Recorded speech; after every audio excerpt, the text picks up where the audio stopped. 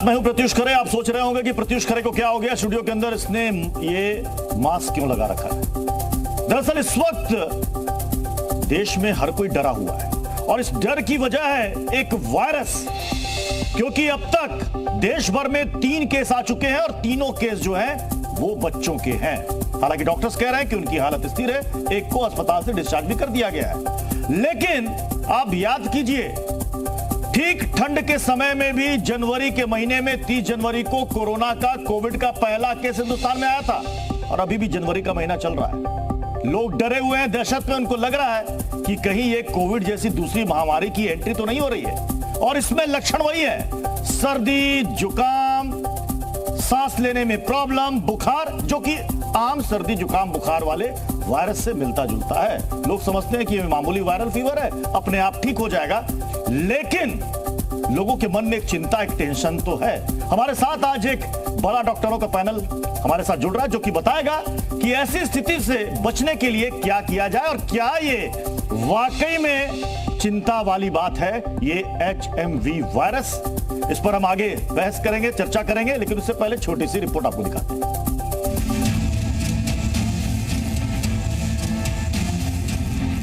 हिंदुस्तान में HMP virus ने दस्तक दे दी है।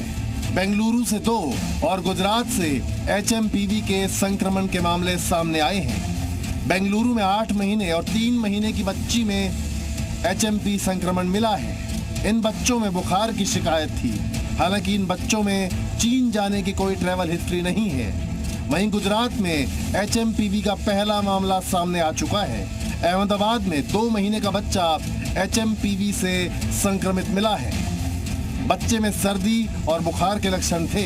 निजी अस्पताल में इलाज के बाद अब बच्चा ठीक बताया जा रहा है, लेकिन निजी लैब में उसकी HMPV रिपोर्ट पॉजिटिव आई है। कोई नया वायरस नहीं है और ये बहुत सालों से है और कुछ लोगों को ये मिला होता है, खासतौर पर बच्चे लोगों को भी होता है और जो जिनका इम्यूनिटी कम होता है उनको इसका इन्फेक्शन हो सकता है। कोरोना की तरह HMPV को भी काफी खतरनाक माना जा रहा है। दोनों वायरस चीन के वुहान से आए हैं। दोनों के लक्षण भी एक जैसे हैं। दोनों ही वायरस श्वास प्रणाली को टारगेट करते हैं, जिससे लोगों को सांस लेने में दिक्कत होती है। मेटान्यूमो वायरस एक नॉर्मल रेस्पिरेटरी वायरस है जो जुकाम जैसी बीमारी करता है, या कुछ लोगों में फ्लू जैसे सिम्टम्स हो सकते हैं, खासकर जो बहुत बूढ़े लोग हैं या बहुत 1 साल से कम उम्र के बच्चे हैं। लेकिन ऐसी कोई सीरियस बीमारी नहीं है जिससे चिंता करने की ज़रूरत है। इन दिनों, सर्दी के दिनों में रेस्पिरेटरी वायरस इन्फेक्शंस होते हैं और हमारे हॉस्पिटल्स और इंस्टीट्यूशंस इनको हैंडल करने के लिए तैयार हैं। हालांकि कोरोना की वैक्सीन बन चुकी है, लेकिन देश में HMPV की अभी कोई वैक्सीन नहीं है। हालांकि स्वास्थ्य मंत्रालय का कहना है कि घबराने की बात नहीं है। आज हम इसी मुद्दे पर डॉक्टर से जानेंगे कि इससे कैसे बचें, इसके लक्षण क्या हैं और क्या है HMP वायरस। आप बने रहिए जी न्यूज़ के साथ।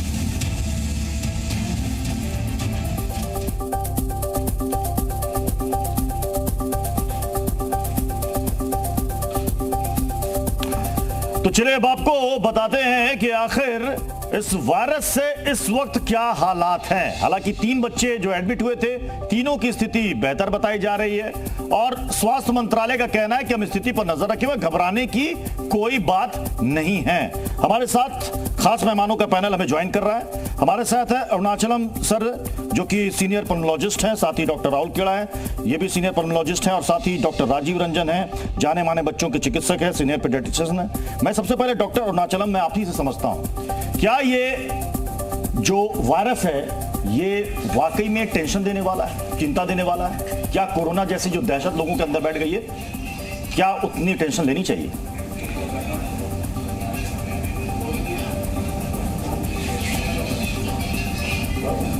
नहीं जी, सवाल आप ही से था। नमस्ते जी। ये वायरस एक्चुअली ऐसे टेंशन देने वाला वायरस नहीं है। ये तो नॉर्मल वायरस है, सबको नॉर्मल स्वाइन फ्लू जैसा ही वायरस है। बट हमको 3 लोगों में ज्यादा हम केयरफुली रहना चाहिए। एक तो बच्चों में रहना चाहिए, दूसरी तो एल्डरली पेशेंट्स में रहना चाहिए, तीसरी हम इम्यूनो कॉम्प्रोमाइज पेशेंट कहते हैं, कोई कैंसर पेशेंट है, ओल्ड एज पेशेंट है, उनकी कोई इम्यूनिटी कम करने की दवाई चलता है, उन पेशेंट में ज्यादा सीवियरिटी में आने का चांसेस है। उससे अलावा बाकी पेशेंट्स में नॉर्मल माइल्ड सिम्टम्स ही आते हैं, 3 से 6 दिन में वो पेशेंट ठीक भी हो जाते हैं बिना ट्रीटमेंट। ये तो नॉर्मल वायरस है। अभी भी हमारा 28 को हमने एक पेशेंट ट्रीट किया है, 15 लीटर ऑक्सीजन पे आया है। हमने ये वायरस, उम्र क्या रही है पेशेंट की? 70 साल की उम्र है, वो फीमेल पेशेंट है, बाकी बीमारी भी है, उनको ट्रीट किया है, उसमें पॉजिटिव आया ह्यूमन मेटानिमो वायरस। डॉक्टर राजीव, आप बेहतर बता पाएंगे, जो 3 केसेस आए हैं तीनों बच्चों के हैं, एक 3 महीना, एक 8 महीना और एक शायद वो 1 साल के आसपास का है, और तीनों बच्चों के मामले हैं।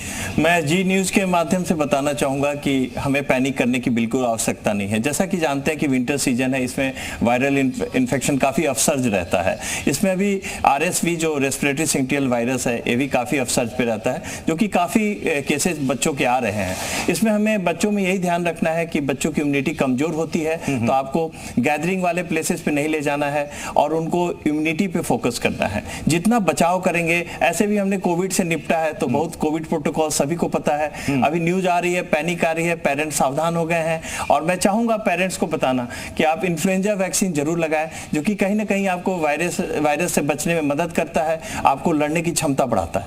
लेकिन राहुल खेड़ा जी, ये इन्फ्लुएंजा की वैक्सीन तो लोगों ने उस वक्त भी लगाई थी जब कोविड की एंट्री हुई थी। देखिए, जो ह्यूमन मेटानिमो वायरस है, उसकी अभी तक हमारे पास कोई वैक्सीनेशन है नहीं है। वो अभी क्लिनिकल पूरी दुनिया में नहीं है। अभी प्री क्लिनिकल ट्रायल में ह्यूमन मेटानिमो वायरस की वैक्सीन है, वो प्री क्लिनिकल ट्रायल में है। तो जिस पेशेंट्स को ह्यूमन मेटानिमो वायरस का इन्फेक्शन होता है, तो उनको सेकेंडरी इन्फेक्शन हो सकता है इन्फ्लुएंजा वायरस का। तो उन पेशेंट्स में इन्फ्लुएंजा वायरस की वैक्सीन इन्फ्लुएंजा से बचाने में मदद करेगी, बट ह्यूमन मेटानिमो वायरस से बचाने में मदद नहीं करेगी।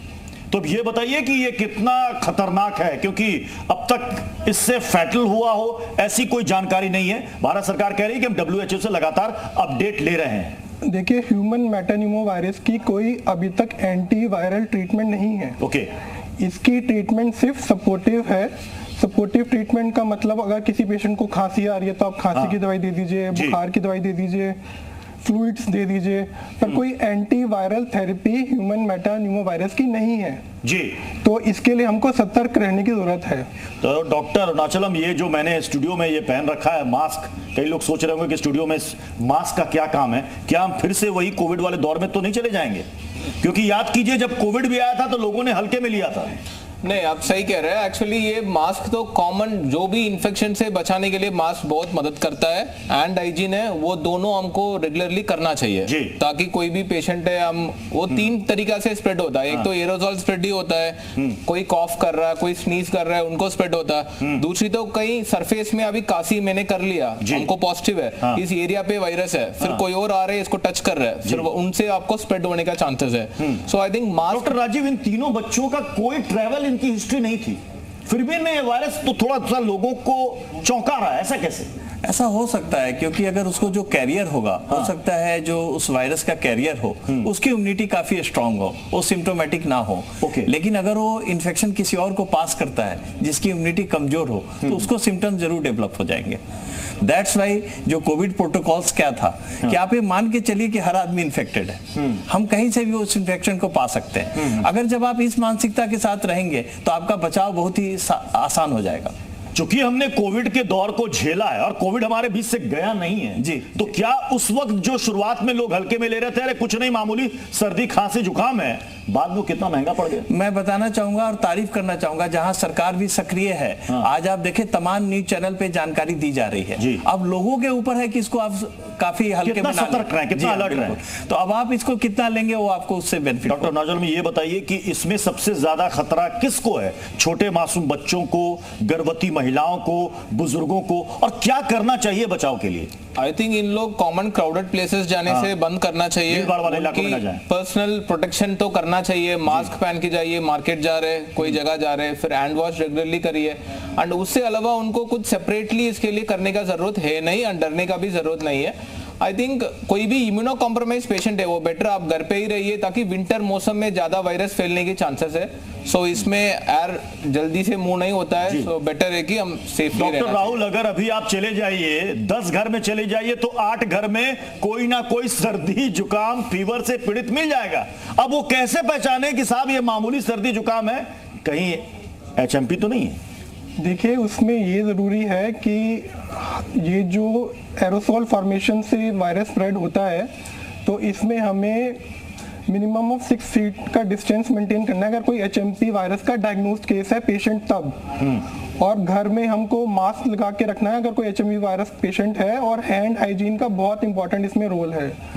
डायग्नोसिस, जो ह्यूमन मेटानिमो वायरस का अगर डायग्नोसिस है तो वो reverse transcriptase polymerase chain reaction से ही हो पाएगा, जिसको आरटी-पीसीआर का टेस्ट बोलते हैं, जो कि जो नेजल सिक्रीशंस होती हैं उसमें से स्वैब लेके उसको टेस्ट किया जाता है, तभी हमें पता चलेगा कि ये आरटी-पीसीआर टेस्ट से कि ये ह्यूमन मेटानिमो वायरस का वायरस है। रेस्पिरेटरी डिजीज है, सांसों से संबंधित ये बीमारी है।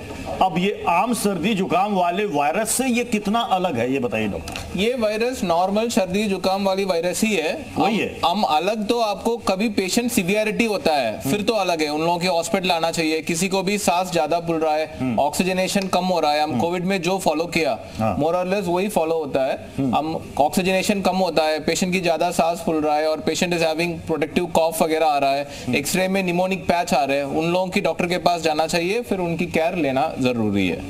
नहीं तो अगर कैसे किसी को पता चलेगा कि उसको ये वायरस आ गया है? चेक कराएगा तब तो, टेस्ट कराएगा तब तो। ये सिंपल काशी है और जुकाम है, उतना ही हो रहा है, 2-3 दिन में ठीक हो जा रहे हैं। मोस्ट ऑफ द केसेस अपने आप ठीक हो जाते हैं, इसको ट्रीटमेंट लेने का जरूरत नहीं पड़ता है। सीवियर केसेस को ही लेना है, कभी ज्यादा सांस फूल रहे, ऑक्सीजनेशन कम हो रहे, फिर उन केसेस को हॉस्पिटलाइज करना जरूरी है। जी, हमारे साथ 2 और मेहमान जुड़ गए। सर प्लीज आप अपना नाम प्लीज बता दीजिए sir. Doctor Ashwini. Professor SV Tripathi. अच्छा, ओके।